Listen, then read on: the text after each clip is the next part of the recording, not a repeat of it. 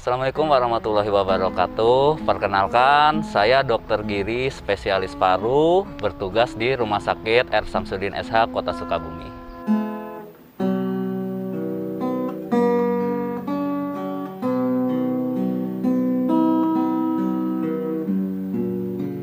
Saya mungkin akan bercerita lebih ke arah suka duka ya.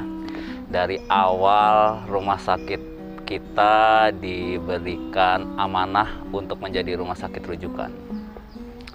Pertama, jujur, semua tidak ada yang siap. Penyakit ini penyakit yang sifatnya pandemi global, kemudian segala sesuatu harus dipersiapkan, sedangkan pasien tidak bisa ditunda. Otomatis saat pertama kali ada pasien, biasa wajar timbul rasa cemas, rasa panik dari semua teman-teman. Akhirnya ya kami berusaha untuk melakukan persiapan-persiapan secara cepat. Kita berkoordinasi dengan teman-teman manajemen. Kita menyiapkan ruangan, karena yang namanya menyiapkan ruangan, menyiapkan alat perlindungan diri, itu tidak bisa serta-merta seperti sulap. Akhirnya, dengan segala situasi yang ada, kita berpikir untuk ruang ISO pertama adalah di IGD. Kemudian, pasien datang lagi dengan keterbatasan. Akhirnya kita siapkan ruangan yang lain dengan segala kekurangannya.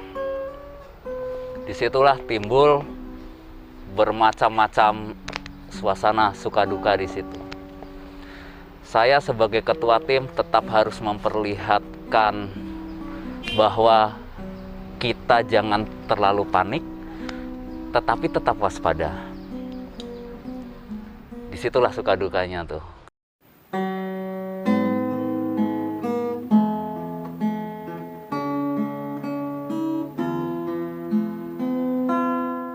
Kebetulan gini, kalau untuk dari dokter penanggung jawabnya dulu ya. Dokter penanggung jawab dari dokter paru, dokter spesialis penyakit dalam, kemudian dokter spesialis anak. Kemudian yang tidak kalah hebat adalah semua kita semangatnya bergotong royong. Mulai dari perawat-perawat IGD yang hebat, bidan, laboratorium, security, cleaning service, semua punya jasa masing-masing. Seperti itu Mas, jadi semuanya bekerja sama.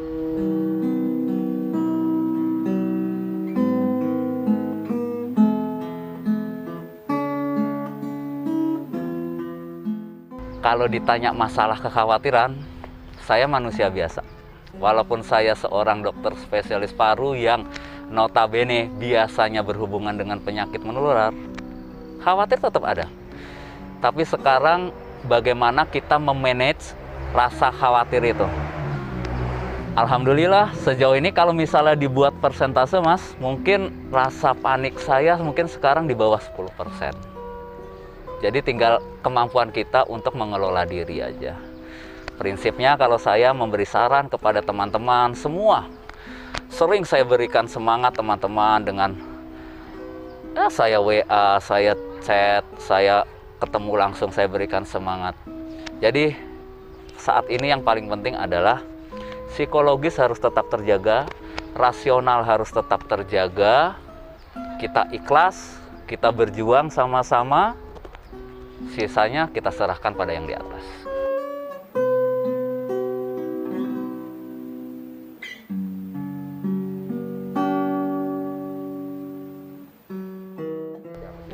Jadi begini, Bapak Ibu, memang saat ini yang paling ditakutkan timbulnya stigma.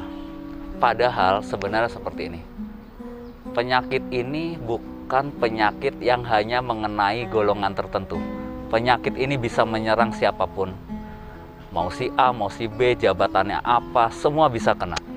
Nah, kenapa bisa timbul stigma? Karena saya perhatikan kok ya, kalau saya perhatikan lebih ke arah sekarang ini medsos itu kan banyak informasi yang sifatnya bias kemana-mana, sumbernya tidak jelas.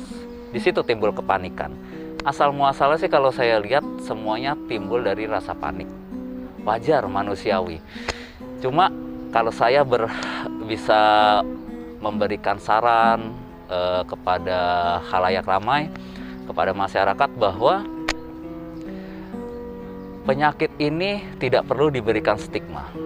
Penyakit ini bisa menyerang siapapun, dan secara teori saya pernah membaca bahwa tingkat kesembuhannya tinggi, bisa di atas 80%. Penyakit ini self-limiting disease, artinya self-limiting disease itu penyakit yang bisa tubuh membatasi sendiri. Jadi tidak perlu ada stigma negatif. Terkait dengan itu, saat ini pedoman dari Kemenkes membagi itu terbagi menjadi 3 grup terhadap seseorang yang terkait COVID-19. Pertama, PDP, ODP, dan OTG. Apa itu PDP?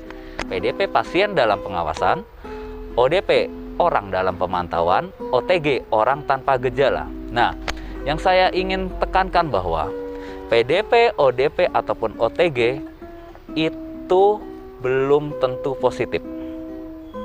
Saya ulangi sekali lagi bahwa itu belum tentu positif. Jadi kenapa kita harus takut? Waspada iya, tapi takut yang berlebihan juga jangan. Prinsipnya itu, PDP, ODP, OTG itu belum tentu positif. Banyak sekali yang hasilnya negatif. Tapi memang kita harus tetap waspada. Di sini semangatnya di era pandemi ini, semangat kita harus bergotong royong. Saya berharap tidak ada penolakan-penolakan lagi, tidak ada penolakan terhadap siapapun, termasuk terhadap petugas yang sudah berjibaku terhadap pasien-pasien seperti ini. Kalau boleh saya cerita, saya pernah dapat berita bahwa saya harus melakukan rapid test. Karena saya bertugas langsung menghadapi pasien-pasien yang PDP, ODP, bahkan yang sudah konfirmasi positif. Dapat WA, dokter harus rapid test. Nah, saat itu kalau saya sebenarnya sih menghadapinya alhamdulillah santai. Tapi saya otomatis harus memberitahu keluarga. Ketika saya memberitahu ke keluarga, saya pamit. Saya beritahu kemungkinannya, positif atau negatif. Kalau saat positif, saya harus isolasi mandiri. Dan saat itu ya udah, ya manusiawi semua. Keluarga ya biasa. Ya bersedih, nangis, seperti itu. Dan alhamdulillah sejauh ini hasilnya negatif. Seperti itu.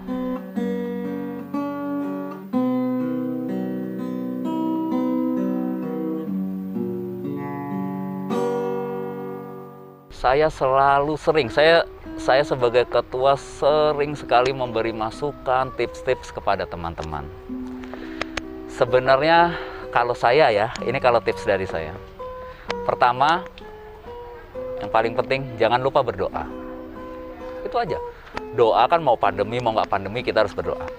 Kemudian yang kedua, yang paling penting ya, positive thinking.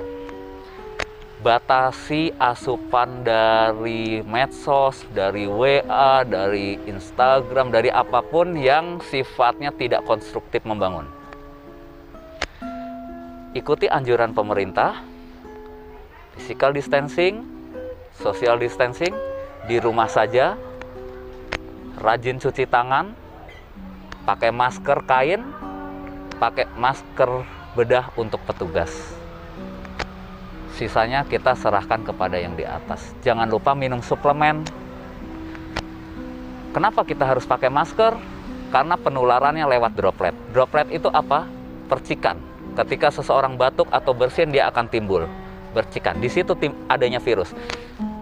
Kalau kita sudah pakai masker, insya Allah percikan itu bila batuk tidak akan kemana-mana. Nah kalau tidak pakai masker, percikan itu karena gaya gravitasi dia akan kemana-mana. Ketika Bapak misalnya batuk, di depannya ada meja misalnya, tidak pakai masker, dia akan turun ke situ. Di situ ada virus. Kita tidak tahu setelah itu nanti kita pegang meja itu, kita tidak sadar kita pegang hidung, pegang mulut, di situ virus bisa masuk. Oleh karena itu, yang paling penting adalah pakai masker, rajin-rajin cuci tangan. Seperti itu.